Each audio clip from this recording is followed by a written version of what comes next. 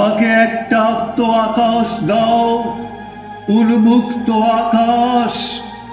বলে ছেলেটি দৌড়তে লাগলো উত্তর দিকে।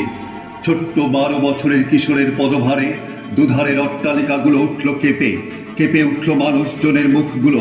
তারা ভয় পেল। তারা তাকিয়ে দেখল সেই কিশোর বালক তীব্র গতিতে পেরিয়ে যেতে চাইছে আকাশের সাথে কথা বলা ইমারতগুলো, কোলাহলময় নাগরিক জীবন আর মাকড়সার জালে জড়িয়ে থাকা রাজপথ। দৌড়তে দৌড়তে সে পৌঁছে গেল অমলকান্তির দেশে।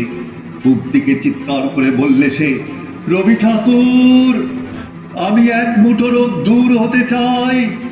এই আকাশ, এই বাতাস, এই সবুজের মাঝে। রবি ঠাকুর, রবি ঠাকুর, আর একবার তোমাকে চাই এই অবসন্ন ঘুম ঘুম পৃথিবীর বুকে। পৃথিবী কি ঘুমিয়ে পড়েছে ভাই? তোমরা কি কেউ জানো? চারদিকে বিবেক শূন্য মৃত মানুষের মিছিল হাওয়ায় ভাসছে কেন? আকাশ চুরি করে কারা? কারা বাঁধে ঘর? শিশুদের স্বপ্নীল মাঠ ঘাট কারা করে তছনছ?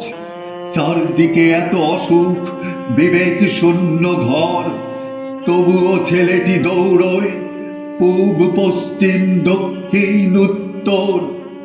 যত ভাবে সে দৌড়ই জোরে, আরো জোরে। অমলকান্তির কাছে যেতে হবে তাকে। হাতে তার একটি চিঠি, উদ্ভ্রান্ত পৃথিবীর, স্বপ্ন ভাঙা পৃথিবীর সব বর্ণ অক্ষর কথামালা শূন্যে ভাসিয়ে দিয়ে কিশোরটি বলে ওঠে, আহা রবি ঠাকুর, রবি ঠাকুর, রবি ঠাকুর, আমি এক মুঠো রোদ্দুর হতে চাই। আমি একটা আস্ত আকাশ হতে চাই।